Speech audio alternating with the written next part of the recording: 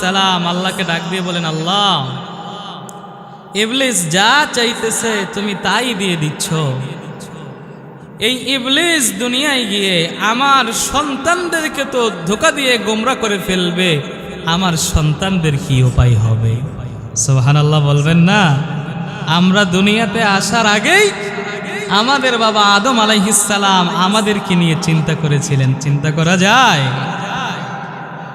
তো আদম নবী আল্লাহর কাছে যখন বললেন আমার সন্তানদের কি হবে, আল্লাহ জানায়া দিলেন, আদম টেনশন নাই, দুনিয়াতে তোমার সন্তানদের যখন জন্ম হবে শয়তানের অনিষ্ট থেকে বাঁচানোর জন্য আমি ফেরেশতা নিযুক্ত করে দেব। এজন্য যখন কোনো সন্তানের জন্ম হয় ফেরেশতারা তাকে পাহারা দেয়, শয়তান তাদের ক্ষতি করতে পারে না। আদম নবী এবার আল্লাহর কাছে বললেন, আল্লাহ আরো কিছু বাড়াইয়া দেন।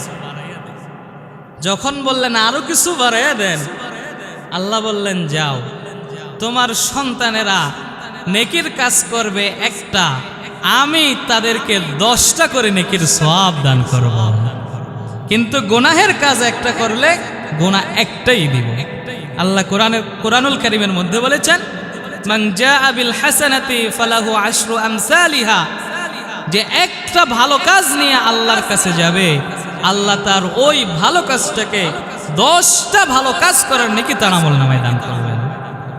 তো আদম আলাইহিস সালাম এবার আল্লাহর কাছে বলতেছে, আল্লাহ আরো কিছু দাও। সুবহানাল্লাহ বলবেন না? 2টা পেয়েছে। 1 নাম্বার, মানুষের জন্ম হলে ফেরেশতারা পাহারা দিবে, শয়তান ক্ষতি করতে পারবে না। 2 নাম্বার, যখন কোনো মানুষ একটা নেকির কাজ করবে আল্লাহ তাকে 10টা নেকির সওয়াব দান করবেন।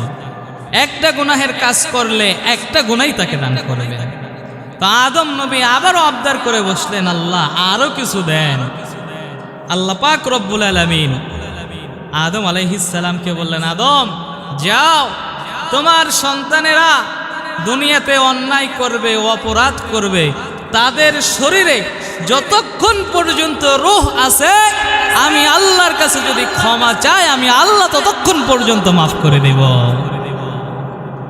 এজন্য আল্লাহ তাআলাও বলেন, আমার বান্দাদের কি রহস্যময় চরিত্র, তারা বারবার গুনাহ করে কিন্তু হতাশ হয় না, বারবার ক্ষমাও চায়, আর আমি আল্লাহ তাদেরকে বারবার ক্ষমা করে দেই। সুবহানাল্লাহ বলবেন না? যে আল্লাহর কাছে বারবার ক্ষমা চায়, বারবার আল্লাহ মাফ করে দেন। এজন্য আল্লাহ পাক রব্বুল আলামিনের কাছে ক্ষমা চাওয়ার দরকার আছে না নাই? তাহলে আমাদের জীবনে যত গুনাহ আছে আমরা আজকের মাহফিল থেকে তওবা করে আল্লাহর কাছে ক্ষমা চেয়ে গুনাহ মুক্ত হয়ে যেন বাড়িতে যেতে পারি।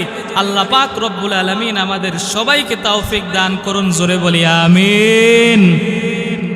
আল্লাহ পাক রব্বুল আলামিনের কাছে ক্ষমা চাইলে আল্লাহ খুশি হয়ে যান। কেমন খুশি হয়? আল্লাহ পাক রব্বুল আলামিন ডাক দিয়ে বলেন, ইন্নাল্লাহা ইউহিব্বুত তাওয়াবিন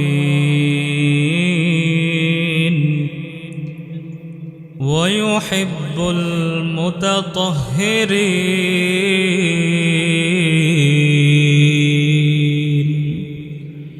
আল্লাহ পাক রব্বুল আলামিন কোরআনুল কারীমের মধ্যে ডাক দিয়ে বলেন, ইন্নাল্লাহা ইউহিব্বুত তাওয়াবিন, আল্লাহ তাআলা তওবাকারীদেরকে ভালোবাসেন, মহব্বত করেন। সুবহানাল্লাহ।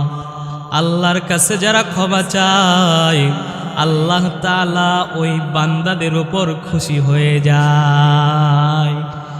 এজন্যই তো যখন হাত 2টা আসমানের দিকে তুলব সঙ্গে সঙ্গে ক্ষমা চাইব কার কাছে? জোরে বলেন কার কাছে? আল্লাহর কাছে ক্ষমা চাইব। আল্লাহ পাক রব্বুল আলামিন আমাদের জিন্দেগীর গুনাহগুলিকে মাফ করে দিবে।